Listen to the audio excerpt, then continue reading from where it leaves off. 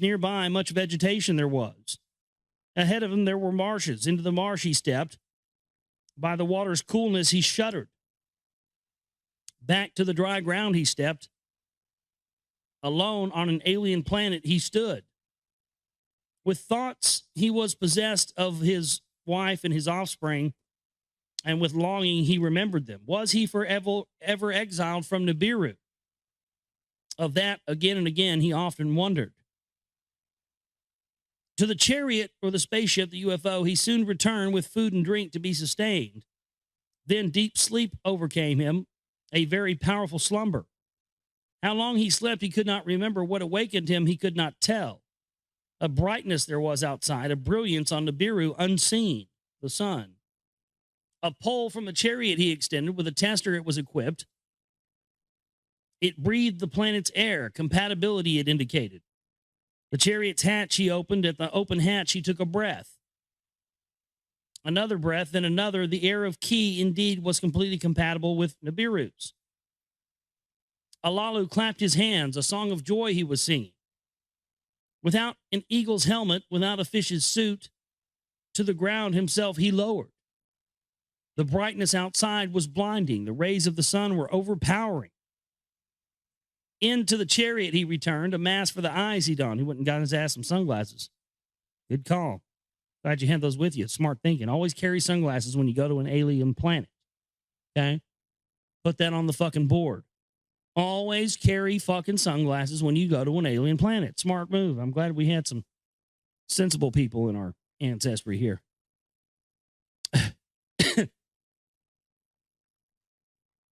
He picked up a weapon that he carried with him, and he picked up a handy sampler. What's a handy sampler? Got a little bit of everything in there. Oh, I got a gun. I got me a laser beam. I got me a tractor beam. I got all kinds of stuff in here, man.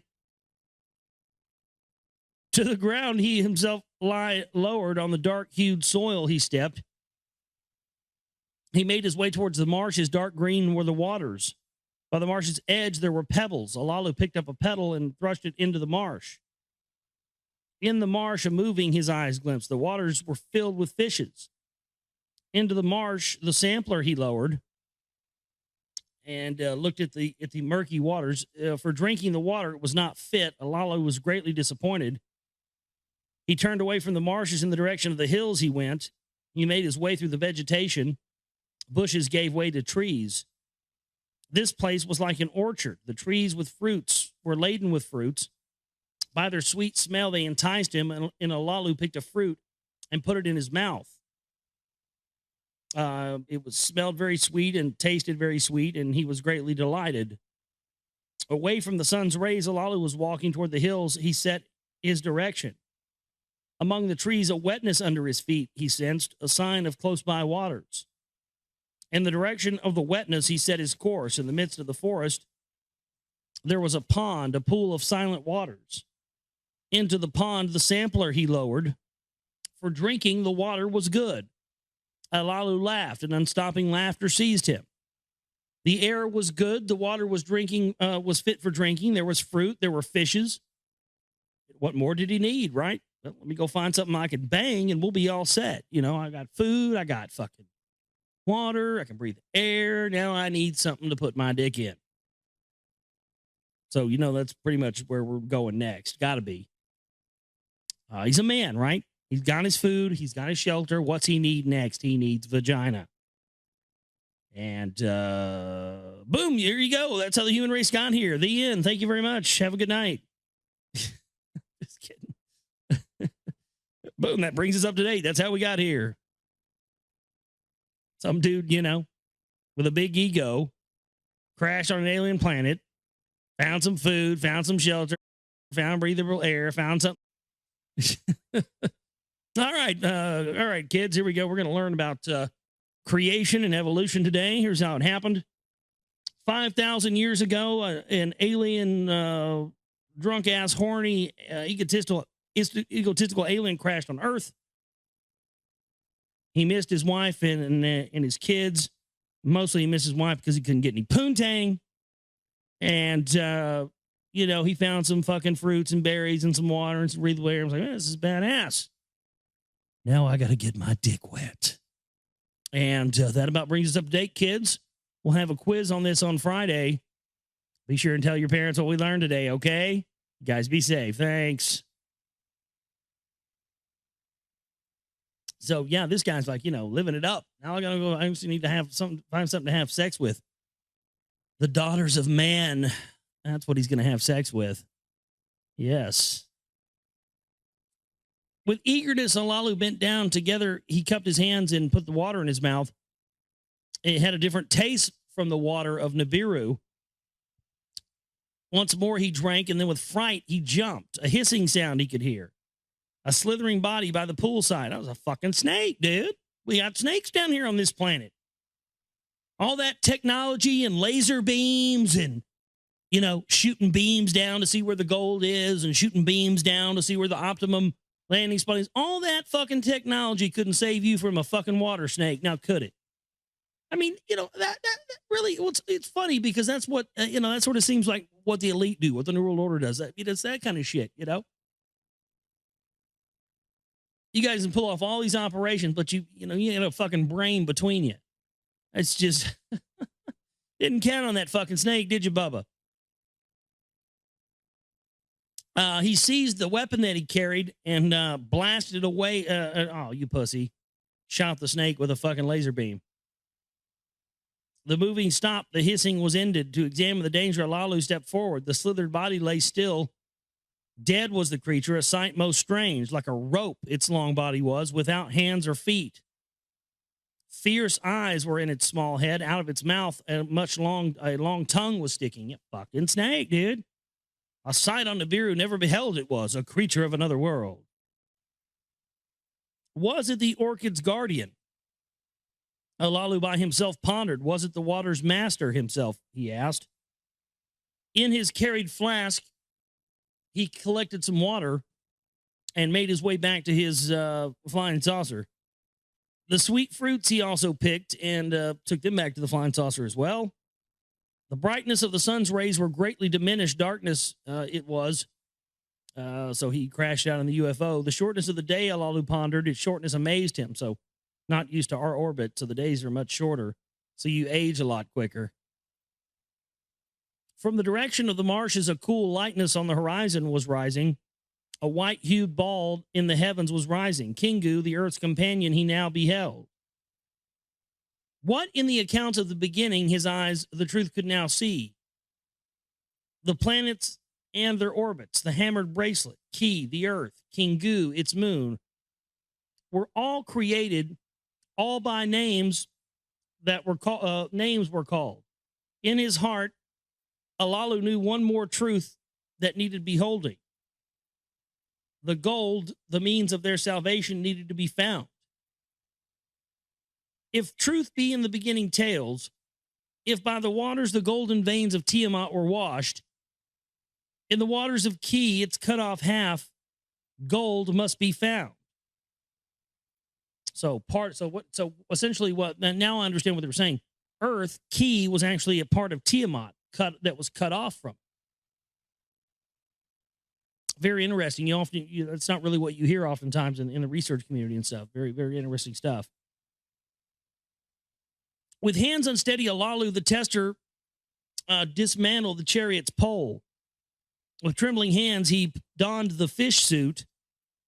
The fast arriving daylight eagerly awaited him.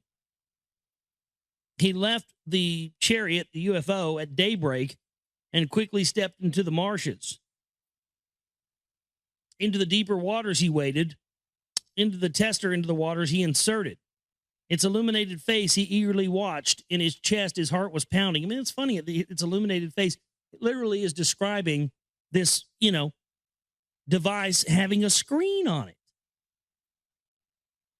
You're going to sit here and tell me some guy 5,000 years ago in Samaria just made that up? I mean, if you don't believe anything else, I mean, the idea that he's, looking at an illuminated face of this tester, wondering what it's going to tell him. I mean, that's a screen. How did that guy know to describe a fucking LCD screen or a display screen 5,000 years ago? I mean, that question alone, out of all of this, should have everybody in the scientific community wondering what's going on here. Its illuminated face he eagerly watched. In his chest, his heart was pounding. The water's contents was indicated by the tester by symbols and numbers its findings disclosed. So right there, he's looking at a screen. Then Olaolu's heartbeat stopped. There is gold in the waters, the tester was telling him. Unsteady on his legs, Olaolu stepped forward deeper into the marsh as he made his way. Again, the tester into the waters he inserted, and again, the tester announced that he had found gold. A cry of triumph from Olaolu's throat emanated. Nibiru's fate in his hands was now in his hands. He made his way back to the UFO. He took off the fish suit and occupied the commander's seat. The tablets of destinies that knows all orbits he enlivened to Nibiru's orbit to find the direction. The speaker of words he stirred up toward Nibiru the words to carry. Then to Nibiru words he uttered. Thus he was saying, the words of the great Olaolu to Anu on Nibiru are directed. On another world am I. The gold of salvation I have found. The fate of Nibiru is in my hands. To my conditions you must give heed. So right there, he's basically blackmailing them. He's saying, I found it. I found the gold. I found what can save our planet. How badly do you want it? Because if you want me to come back and save our planet, then you're going to have to, when I come back and bring it, I'm king and I get to be in charge, and because hey, I'm the one doing the hard work, all the work, right? So that's the end of the second tablet of the Lost Book of Enki. And tomorrow on the show, we'll get into the third tablet. Well, the synopsis of the third tablet, which is coming up next, and then obviously the third tablet after that. So I guess next we're going to be getting into him finding, the daughters of man and getting his groove on and doing a little, genetic crossbreeding to create slaves to hunt, to mine the gold. Fascinating stuff here. Lost Book of Enki. Again, I don't always read everything that I read, and always stuff I always agree with. I'm not reading this because I endorse it or I agree with it. I'm just reading it because it's highly interesting, and we are, I think, by reading it like this and sort of dissecting it and going through it day by day and page by page, I think it gives us all, myself included, you, more of an opportunity for us to decide for ourselves what's bullshit and what's not, instead of somebody just telling us, oh, Zachariah Sitchin, he's, CIA, and yeah, he was, blah, blah, whatever, but still, let's decide that for ourselves. Let's go through this. Let's see if we can get anything out of it. We'll call what's bullshit, and we'll take the rest and go about our own merry way. We don't have to fucking buy into anything or support, this clown or his ideology, what he stood for, or anything else. But the fact of the matter is, the reason why we've been told not to look at this is because this is indeed what mankind is supposed to know, so we don't repeat those same vicious cycles. And with the knowledge of this stuff, mankind would know that this happened in the past and this is where we're heading, and we would pull ourselves out of that before we had a chance. That's why they will not let us have this info. And that, again, is why the whole, operation of the phony controlled patriot movement, truth movement was set up. Because they knew when people started looking forward towards conspiratorial topics, they'd eventually get into this stuff. But that's why you hear Alex Jones, oh, folks, that stuff's a distraction. Talk about the bankers, folks. Just quacking it up, running block, being the cock block for the priest class. Keep on doing it, Bubba. People are awake now.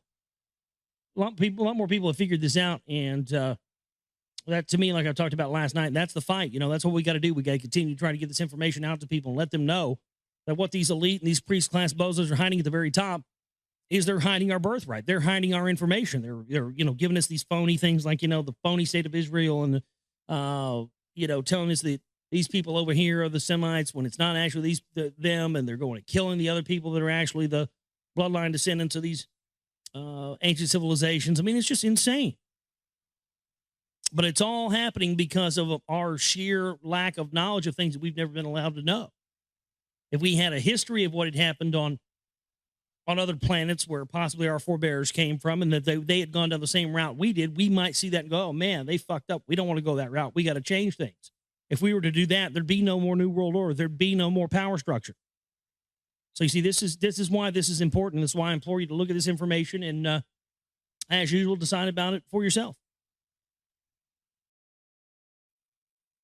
And he tricked Ea a lot, and Enki, the Lord of the earth, he was proclaimed.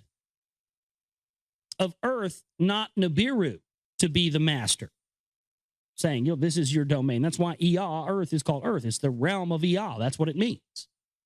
Nobody ever thinks of where that term comes from or why we call the earth, earth. It's the realm of Ea. The first two letters of earth are Ea. Ea. Hello? If that's not enough to bitch slap you out of your comatose state, I don't know what is. And just people go through their everyday lives never even knowing that fact or even, questioning it. But it's a fact. Of earth, not Nibiru, to be the master. Then to Enlil, the command of earth was granted. Enki was delegated to the distant Abzu. My heart of all that was aching, my chest from shame and anger was bursting. Then Anu placed his foot upon my chest and it began to tread upon my aching heart. In the silence, Anu spoke up. By royal seed and law, by fair wrestling, did I gain the throne. My malehood you bit off and swallowed. My offspring line to discontinue. Enlil spoke up. To the crime the accused admitted, let the judgment come. Let the punishment be death. Death, said Aligar. Death, said Abgal. Death, said Nungal. Death to Alalu by itself will be coming. What he had swallowed in his innards, death will bring. Enki said, let Alalu rest of his days on earth be imprisoned. Anzu was saying that their words Anu was contemplated. Anger and pity engulfed both of them. To die in exile, let this be his judgment, Anu was saying. So in other words, banish him to earth. And that would tie into the whole thing we were talking about earlier. That's they banished Alalu to earth and then created the etherical barrier the Valent radiation belts around him here. At least that's how I understand it. Very interesting. We'll see if this indeed tells us that. That's what I understand, though. In amazement, the judges at each other glanced. What Anu was saying that they wondered. Neither on earth nor on Nibiru shall the exiling be, Anu was saying. On the way there is the Lamu planet. With waters and an atmosphere it is endowed. Enki, as Ea, thereon made a pause. Of it as a way station, I have been thinking. That's supposedly supposed to be Mars, I believe. The way station was Mars, from what I understand. Its net force is less than that of Earth forceful, an advantage and wisdom to be considered. In the celestial chariot, Alalu shall be taken. On my departing from Earth, with me he shall make the journey. Around the planet Lamu we shall make the orbit. To Alalu a sky chamber we shall provide. To the planet Lamu in it he will be descended. Alone on a strange planet in exile he shall be. His days to his last himself shall count. Now, this, what did he refer to it as? The sky chamber? Could that possibly be what, this guy found on Mars? Could that be what the face on Mars is? Highly interesting that, they would banish him there, the way station. We know that they referred to the Mars as the way station. Very interesting that we have Cydonia on Mars, which is what ancient Mesopotamia, what is now Iraq, used to be called. Iraq, Cydonia, Mesopotamia. It's located on the 33rd degree parallel on Earth. Cydonia on Mars is also located on the 33rd degree parallel, and that's where these pyramids on Mars are also located. It's very likely that that's what that was. Thus did Anu utter the words of judgment. In solemnity, the words were intended. By unanimity, it was a unanimous decision, let's just say that, to impose this judgment upon Alalu In the presence of the heroes, it was announced, let Nungal be my pilot to Nibiru. There from chariots bearing heroes again to earth to pilot. Let Anzu join for this journey so that he can take charge of the descent to Lamu. Oh, Lamu will be in charge of the descent down to the planet. So did Anu commandments utter. On the morning they departed, they were ready. All who departed by boat to the chariot were ferried. A place for landings on firm soil you must prepare, Anu to Enlil was saving. How Lamu as a way station to utilize the plans to utilize this you should be making. There were farewells, both joy and sorrow. Limping, Anu was limping when he embarked on his chariot. He had his hands, with his hands he tied Alalu, and then drug him into the chariot, the spacecraft. Then to the heavens the chariot soared up, and the royal visit had ended. They made an orbit around the moon, and Anu was enchanted by the sight of the moon. Toward the red-hued Lamu, which is, again, Mars. They say here it's red-hued. There you go. And they circled around it twice. Lower towards the strange planet they came, mountains, sky high, and tears in the surface, they noticed. Where Ea's chariot had once landed, they saw that it was located by a lakeside. Slowed by Lamu net power in the chariot, the sky chamber, they readied. Anzu, its pilot, then unexpected words said to Anu, with Alalu to the firm soil of Lamu I shall descend. With the sky chamber to the chariot to return, I wish not. So he's saying he wants to stay down there with him. With Alalu on the strange planet, I shall stay. Until he dies, I shall protect him. When he dies of his innards poison, as befits a king, him I shall bury. As for me, I shall have made my name. Anzu, they will say, against all odds, to a king in exile, a companion he was. He saw things by others unseen. On a strange planet, he faced unknown things.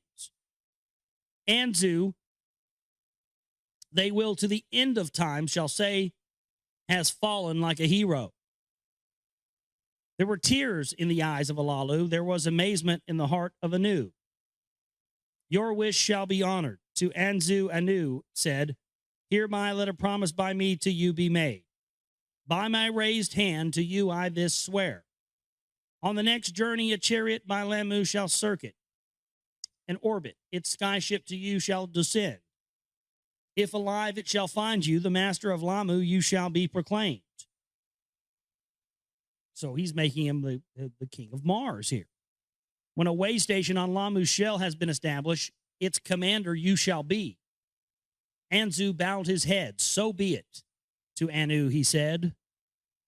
Into the sky chamber Alalu and Anzu were ushered. With eagle's helmets and fish's suits they were provided. Meaning suits they could fly in space in and suits they could go underwater in. With food and tools they were supplied. From the circling chariot the skyship left and departed. Its descent was what they watched its descent from the ground. Then from view it disappeared, and the chariot to Nibiru continued.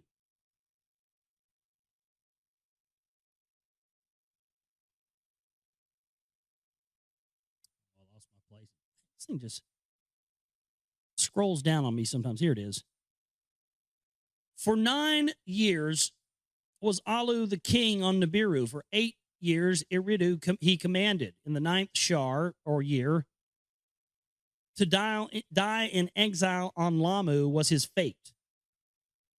Now, this is the account of the return of Anu to Nibiru. So this is a new segment we're starting here, a new part, the account of Anu's return to Nibiru.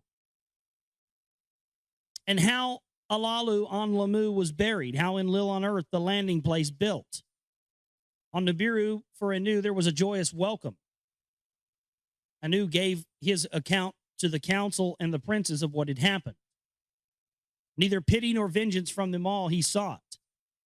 To discuss the tasks ahead of them, he instructed them all. And he outlined a great vision that he had. He assembled a great vision to let the council know about. He wanted to establish way stations from Nibiru to Earth and have all of the sun's family in one kingdom. The first on Lamu to be fashioned, the moon for the plans he also considered, and the other planets or their circling host stations to set up. So he wanted to set up stations on moons on other planets as well. And have a constant caravan of ships just going back and forth between every planet. Sounds smart to me. We will bring the gold from Earth without any interruptions to Nibiru. Perhaps we will find gold elsewhere.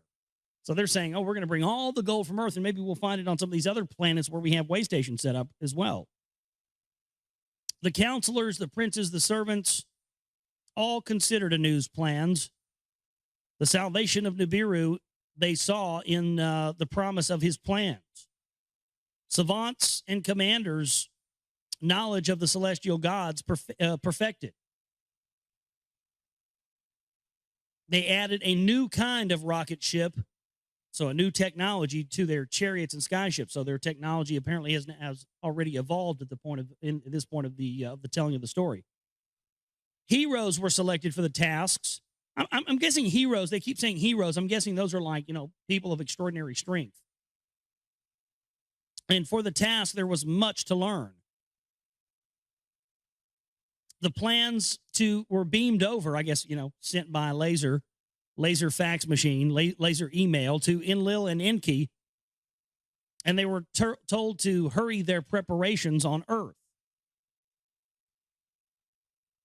On Earth, there was much discussion of what had happened and what there is to be done. Enki, Alligar, to be of Eridu, the overseer, made his own steps to the Abzu he directed. Where to obtain gold from the earth's bowels, he then determined.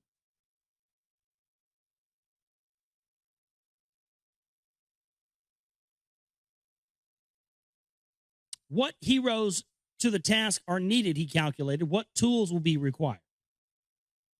An earth splitter with cleverness, Enki designed. An earth splitter, something that would open up the earth. There within the earth to make a gash and reach its innards by way of tunnels. Could this be where these ancient underground tunnels that have been found under the earth, found in places like Dallas when they first built the city sewer system here? They found tunnels that were older than there had been people here, laser etched tunnels under the city of Dallas. Found these little green creatures in there. Yeah.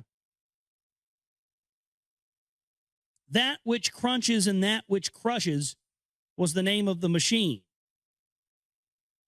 Of other matters, Nibiru's savants he had to contemplate. So of matters in health and well-being of heroes, he needed to listen. To the heroes, Earth's quick circuits were upsetting. Yeah, they were not happy about the quick orbit because, they're getting older faster. So they're trying to mine this gold, and they're getting older much quicker than they would on their planet, so they can't get the job done.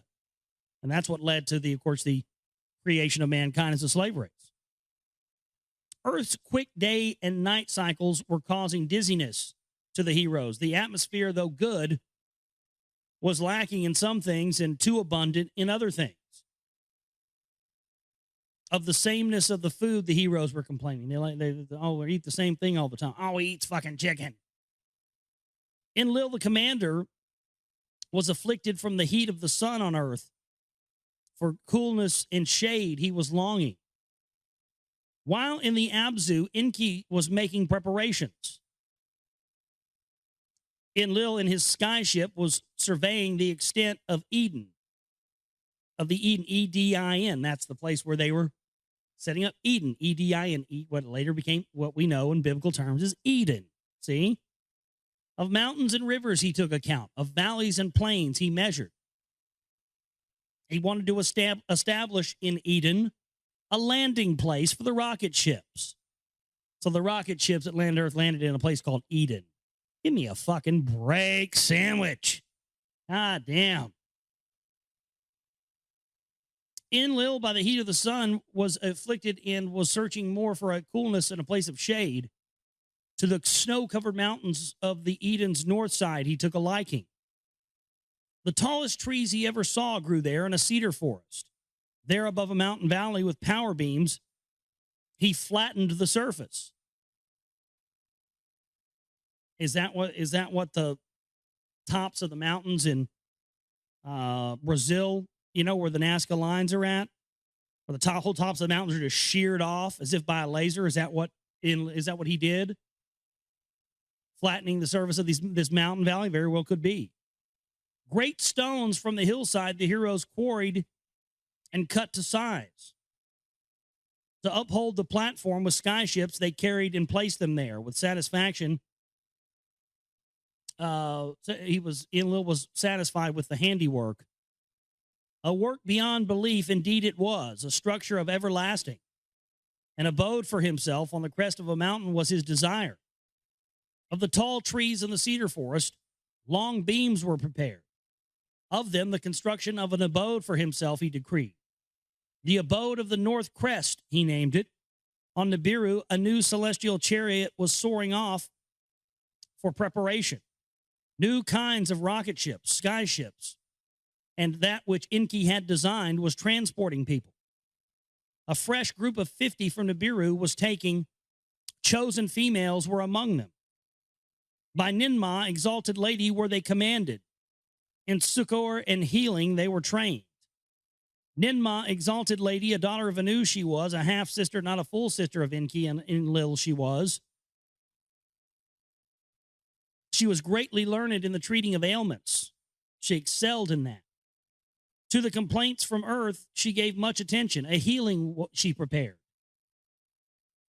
The course of prior chariots on tablets of destinies were recorded. And Nungal did follow its pilots. Unharmed, it reached the celestial god Lamu. It circled the planet, slowly to its surface descended. A faint beaming group of heroes followed. Ninmah was going with them. They found Anzu beside a lake shore with signals beaming from his helmet. Anzu himself was without motion, prostrate. He lay dead. Ninmah touched his face. To his heart she gave attention. From her pouch she took out the pulsar. Upon Anzu's heart pulsing she directed. From her pouch she took out the emitter, its crystals, life-giving emissions on his body she directed. 60 times did Ninmah direct the pulsar. 60 times did the emitter. So this is some sort of crystal that puts out a frequency, and I guess after 60 pulses of the frequency, it brings an organic life form back to life. These guys have the technology to bring people back to life. Well, no wonder they don't want us to get our hands on this alien technology. There you go.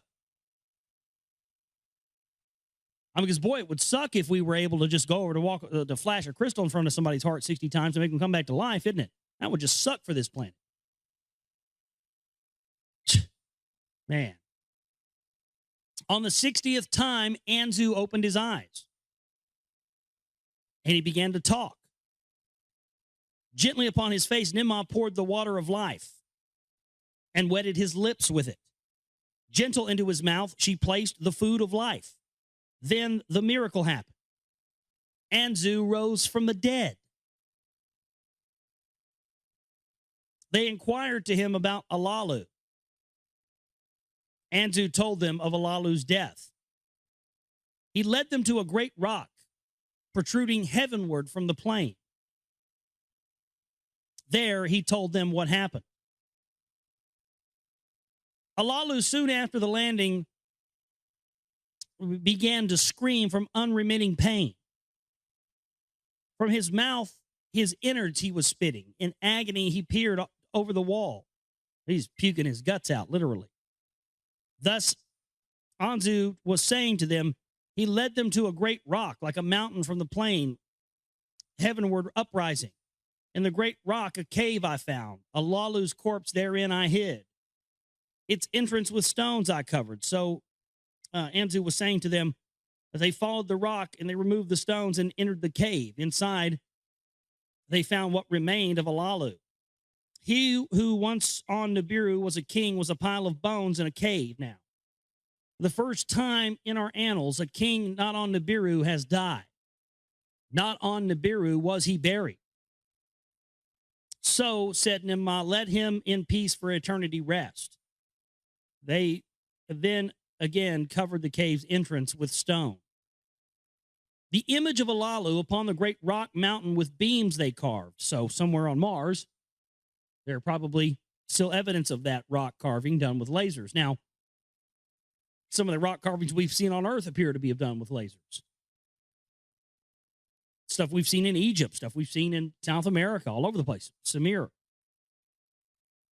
So there again, whoever these people are, they had that technology. They showed him wearing an eagle's helmet. Oh, I see what they're saying.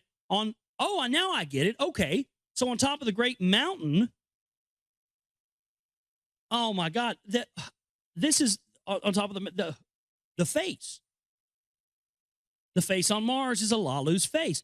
That's why it's on the 33rd degree parallel in Cydonia, where it just happens to be where Enki set up the landing for Eden. Where was that? The 33rd degree parallel on Earth in Mesopotamia, formerly known as Cydonia, Iraq, who we've bombed and blown the shit out of and taken all their antiquities because they can't allow this info to get out to everybody.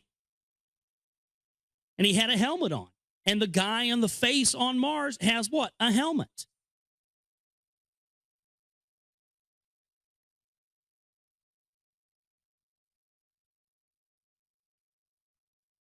I mean, it's unbelievable. That's exactly what it was. It was a helmet. And they're saying right here that they laser etched into this rock on this mountain an image of Alalu wearing a helmet with his face uncovered. My goodness. Let the image of Alalu forever gaze up towards Nibiru, toward Earth, whose gold he discovered. That explains the face on Mars and why they've wanted to cover that up for years. There you go. So Ninmah